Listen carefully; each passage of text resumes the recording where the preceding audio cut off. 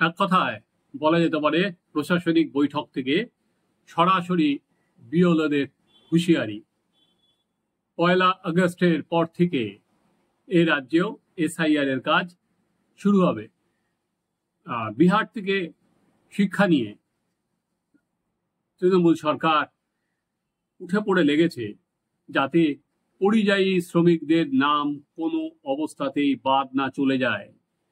বিহারে এখনো পর্যন্ত আমরা যেটা দেখেছি যে খসড়া ভোটার তালিকা প্রকাশিত হয়েছে, ধাপে ধাপে করা হচ্ছে এবং সেখানে চূড়ান্ত খসড়া ভোটার তালিকা বেরোবে যে কতগুলো নাম বাদ গেল 1 আগস্ট।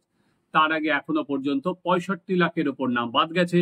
এর মধ্যে হচ্ছে 35 লক্ষ পরিযায়ী শ্রমিক যারা অন্যত্র চলে গেছে পার্মানেন্টলি, তাদের নাম বাদ দিয়ে দেওয়া হয়েছে।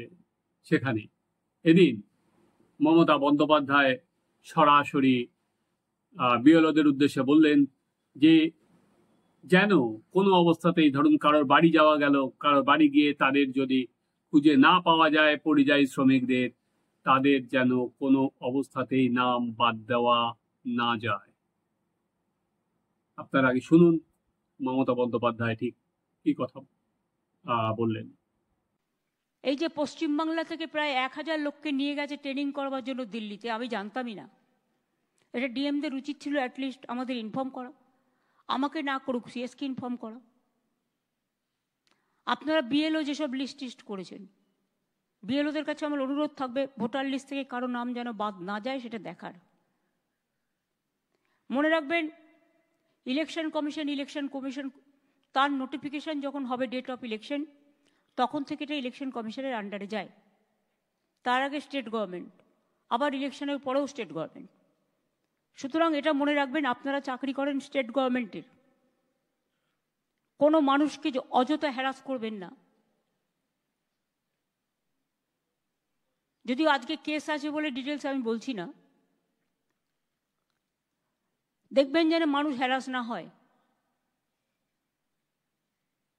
যারা দীর্ঘদিন এই রাজ্যের ভোটার,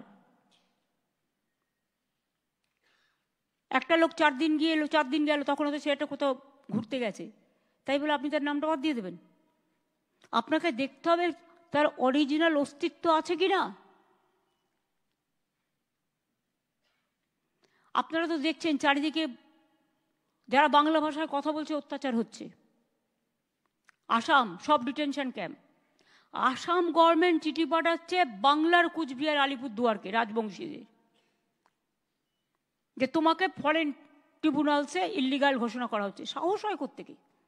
ভোটার লিস্ট সংশোধনের নামে যেন কোনো অত্যাচার না হয় এবং জেনুইন ভোটার বাদ না পড়ে। কারণ কেউ কেউ বলছে 1.5 কোটি বাদ দেবো, 2.5 কোটি বাদ দেবো, তাদের কি অধিকার আছে বলবার? সুতরাং এই কাজটা যারা করছেন তারা যত্ন নিয়ে করবেন এবং ডিএমকে আমি বলবো প্লিজ মনিটর ইট সিরিয়াসলি। ওদের হাতে ছেড়ে দিয়ে আমি বসে থাকলাম, এটা হবে না। এখন কিন্তু সেদিন নেই। আর পুলিশের ভূমিকাটাও গুরুত্বপূর্ণ আছে বীরভূমে, একটু নেগলিজেন্স চলছে। এটা আমি এসপিকে বলে গেলাম আমার যতদূর ক্ষমতা, বাদ বাকি তো আলোচনা করব। আপনারা শুনলেন মমতা বন্দ্যোপাধ্যায় কি কথা বললেন। এই কথার মধ্যে কিন্তু অনেকগুলো বার্তা পরিষ্কার। প্রথমত উনি বুঝিয়ে দিলেন যে বিএলওদের কাজ করতে হবে রাজ্য সরকারের কাছে। যখন শুধুমাত্র ভোটার তালিকার কাজ এখন তারা যখন এগিয়ে নিয়ে যাবেন, সেটা রাজ্য সরকারের তত্ত্বাবধানে করতে হবে। কারণ এখনো বিধানসভা ভোটের কোনো বিজ্ঞপ্তি বেরোয়নি। বিধানসভা ভোটের বিজ্ঞপ্তি যখন বেরোবে তখন তারা নির্বাচন কমিশনের অধীন থাকবেন এবং একই সঙ্গে মুখ্যমন্ত্রী, এটা কিন্তু মনে রাখবেন, নট তৃণমূল নেত্রী, কারণ এটা বোলপুরে প্রশাসনিক বৈঠক হচ্ছে। সেখান থেকে মুখ্যমন্ত্রী স্পষ্ট নির্দেশ দিলেন যে আবার ভোট হয়ে যাওয়ার পর তাদের রাজ্য সরকারের অধীনেই কাজ করতে হবে। এবং অর্থাৎ উনি ধরেই নিচ্ছেন যে তৃণমূল চতুর্থবারের জন্য ক্ষমতায় আসবে এবং তাদের এই তৃণমূল সরকারের অধীনেই কাজ করতে হবে। তাহলে তারা যেন যখন ভোটার তালিকা থেকে নাম বাদ দেবে সেটা যেন বুঝে শুনে দেয়। আপনি যদি 2-2 4 করেন তাহলে বলতেই পারেন এটা কি তিনি এক প্রকার হুমকি দিলেন যে কোনো বিয়ালও যদি নাম বাদ দেয় সেটা সরকার বুঝে নেবে।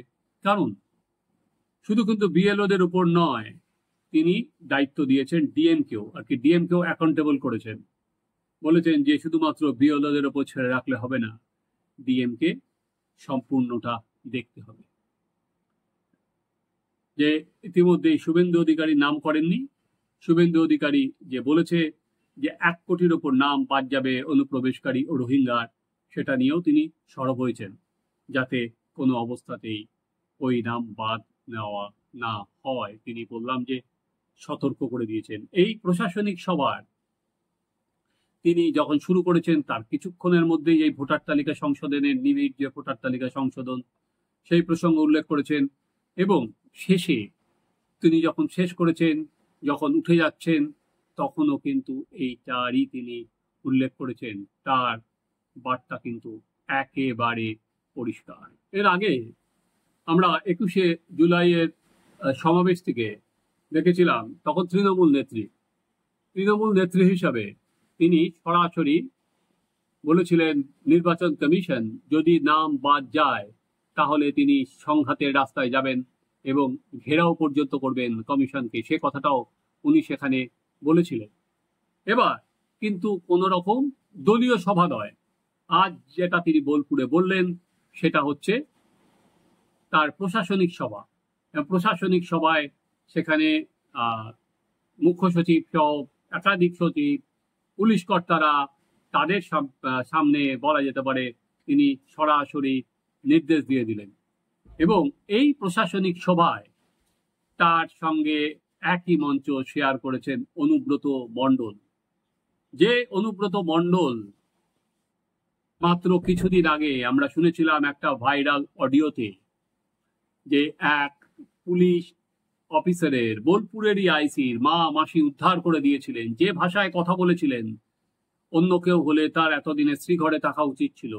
সেই অনুব্রত মণ্ডলের তো কিছু হলোই না, তার ফোনটা পর্যন্ত সিজ করা হলো না, উল্টে তিনি বহাল তবিয়াতে মুখ্যমন্ত্রীর পাশে বসে প্রশাসনিক সভায় অংশ নিলেন। তাহলে বোঝাই যাচ্ছে যে এবারের যে আসন্ন বিধানসভা নির্বাচন মুখ্যমন্ত্রী অনুব্রত মণ্ডলকে কতটা সাংগঠনিক কাজে লাগাবেন।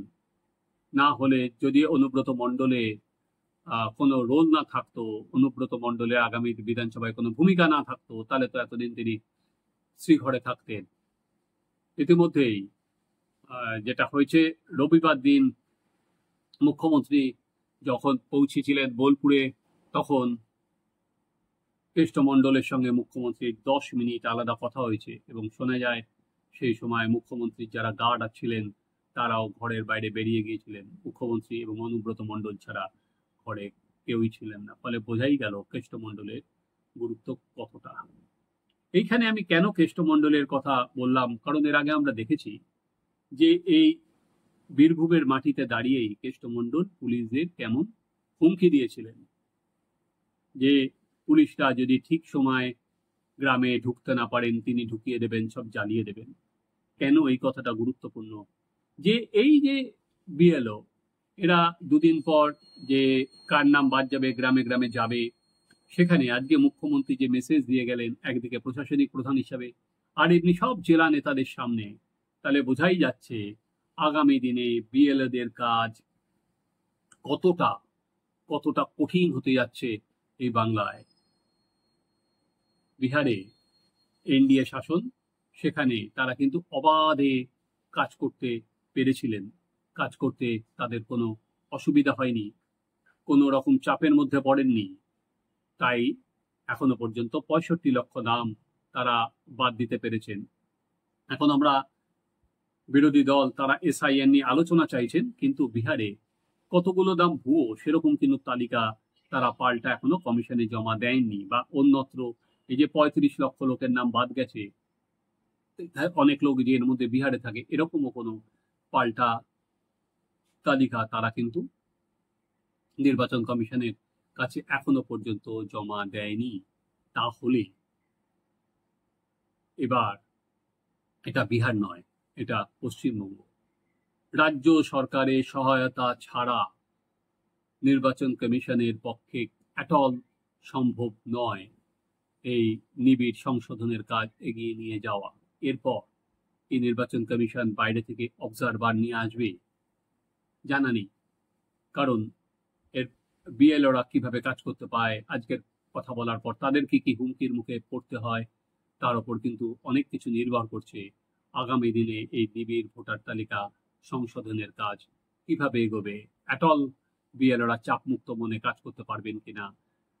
বিহারে কোনো অনুপ্রবেশকারীর নাম বাদ গেছে বলে এখনো পর্যন্ত জানানো হয়নি। যাদের নাম বাদ গেছে বলছে পরিযায়ী শ্রমিক যারা অন্যত্র চলে গেছেন। এখানে কিন্তু পরিযায়ী শ্রমিক যারা অন্যত্র চলে গেছেন তাদের পাশাপাশি একটা বড় অংশ অনুপ্রবেশকারী হিসাবেই আছেন, যেটা শুভেন্দু বলছেন 1 কোটি বা অন্যরা বলছেন অনেক বেশি।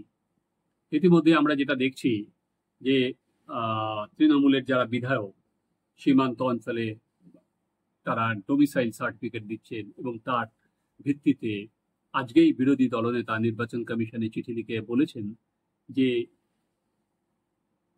সীমান্ত এলাকায় ভোটার তালিকায় নাম তোলার হিড়িক বহু অংশে বেড়ে গেছে। যেটা 20 থেকে 25,000 হয় সেটা গত সপ্তাহে 70-75,000 ক্রস করে গেছে এবং বিধায়কদের সার্টিফিকেট নিয়ে ভোটার তালিকায় নাম তোলা হচ্ছে।